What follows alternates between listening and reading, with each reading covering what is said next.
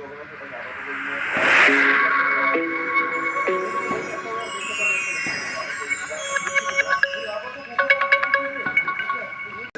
की कहानी है कि अपने कर्मों का फल तो भोगना ही पड़ता है। एक राजा था, वो बहुत धर्मात्मा और न्याय करने वाला था और वह भगवान का भी बहुत बड़ा भक्त था। उसने ठाकुर जी का मंदिर बनवाया और एक ब्राह्मण को उसका पुजारी नियुक्त किया। वह ब्राह्मण बहुत ही अच्छा और धर्मात्मा था। वह राजा से कभी भी कुछ नहीं मांगता था। उसके स्वभाव पर राजा भी बहुत प्रसन्न थे और उसे राज मंदिर में पूजा करते हुए 20 वर्ष हो गए थे। उसने कभी राजा से किसी प्रकार का कोई प्रश्न नहीं किया। फिर एक बार राजा को एक पुत्र पैदा हुआ। उसने उसे पढ़ा लिखा कर बहुत विद्वान बनाया और उसकी शादी एक सुंदर राजकन्या से करा दी। शादी की रात को राजकन्या को नींद नहीं आई और वह इधर उधर घूमने लगी। जब वह अपने पति के पलंग के पास आई तो उसने देखा कि हीरे जवाहरात से जड़ी एक तलवार वहां रखी है। उसने उस तलवार को मयान से बाहर निकाला तो वह तलवार बिजली के समान चमकने लगी। यह देखकर वह डर गई और डर के मारे वह तलवार उसकी हाथ से छूटकर राजकुमार की गर्दन पर जा गिरी और राजकुमार का सर कट गया और वह मर गया। वह राजकन्या अपने पति के मरने से बहुत दुखी हुई और वह यह सोचकर बहुत डर गई थी कि अगर मैं सबको सच बताऊंगी तो कोई भी मेरी बात पर विश्वास नहीं करेगा। सुबह होते ही राजकन्या विलाप करने लगी और कहने लगी कि मेरे पति को कोई मार गया। लोग इकट्ठा हो गए और राजा भी आ गया। राजा ने आकर पूछा, किसने मारा है? वह कहने लगी, मैं नहीं जानती वह कौन था, परंतु उसे मैंने ठाकुर जी के मंदिर में जाते हुए देखा है। राजा समेत सभी लोग ठाकुर जी के मंदिर में गए तो उन्होंने ब्राह्मण को वहां पूजा करते हुए देखा। सभी ने उसे पकड़ लिया। ब्राह्मण ने बहुत कहा कि मैंने राजकुमार को नहीं मारा, पर किसी ने उसकी बात नहीं मानी। राजा ने भी बार बार सोचा कि ब्राह्मण निर्दोष हो सकता है, लेकिन सभी के कहने पर राजा ने ब्राह्मण से कहा, मैं तुम्हें प्राण दंड तो नहीं देता, लेकिन जिस हाथ से तुमने मेरे पुत्र को तलवार से मारा है उस हाथ को काटने का आदेश देता हूँ। ऐसा कहकर राजा ने उसका हाथ कटवा दिया और इस पर ब्राह्मण बहुत दुखी हुआ और राजा को अधर्मी मानकर उसका राज्य छोड़कर चला गया।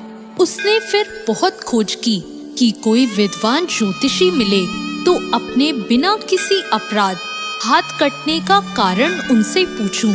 फिर उसे काशी में एक विद्वान ज्योतिष मिले। वो ज्योतिष से मिलने उनके घर गया तो वो ज्योतिष वहां नहीं थे।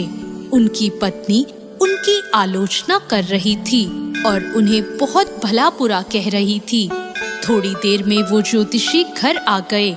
उनके घर आने के बाद भी उनकी पत्नी उनका तिरस्कार कर रही थी, पर ज्योतिषी चुप रहे और उन्होंने अपनी स्त्री से कुछ भी नहीं कहा। इसके बाद वो अपनी गद्दी पर जाकर बैठ गए। ब्राह्मण को देखकर ज्योतिषी ने कहा, कहिए ब्राह्मण देवता, आपका कैसे आना हुआ?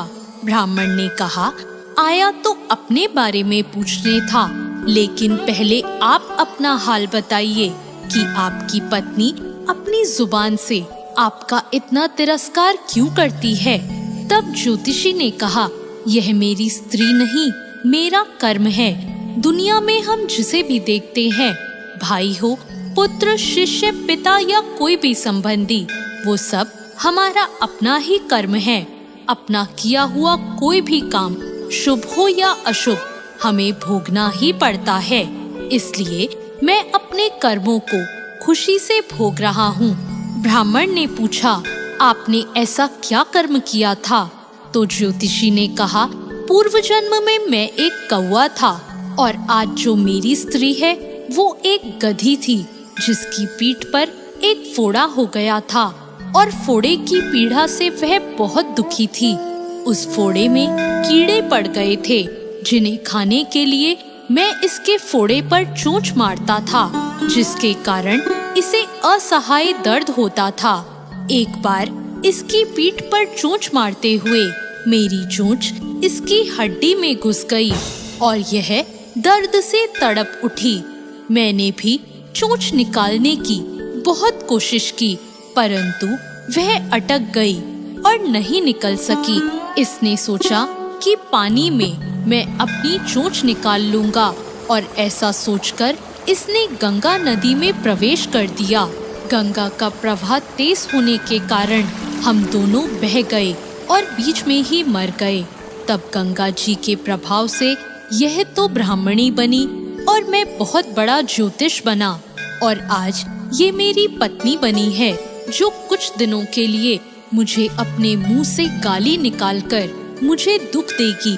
लेकिन मैंने चोंच इसे दर्द पहुंचाने के लिए नहीं मारी थी, इसलिए इसकी समझ एक दिन ठीक हो जाएगी और अपने पूर्व कर्मों का फल समझकर मैं इसे सहन कर रहा हूँ और मैं इसलिए ही शांत हूँ और उस दिन की प्रतीक्षा कर रहा हूँ जिस दिन इसका स्वभाव अच्छा हो जाएगा। अब आप कहो कि आप यहाँ किस लिए आए हो? ब्राह्मण ने अपना सारा समाचार सुनाया और पूछा, अधर्मी पापी राजा ने मुझ निरपराध का हाथ क्यों कटवाया? ज्योतिषी ने कहा, राजा ने आपका हाथ नहीं कटवाया, आपके कर्म ने ही आपका हाथ कटवाया है।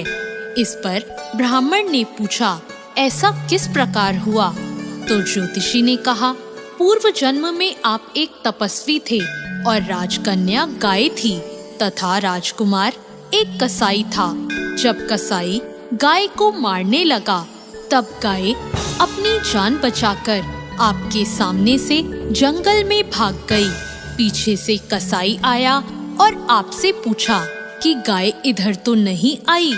आपने जिस तरफ गाय गई थी उस तरफ अपने हाथ से इशारा किया तो कसाई ने जाकर उस गाय को मार डाला। इतने में जंगल से एक शेर आया और गाय और कसाई दोनों को खा गया। कसाई को राजकुमार और गाय को राजकन्या का जन्म मिला एवं पूर्व जन्म में किए हुए कर्म ने एक रात्रि के लिए उन दोनों को इकट्ठा किया।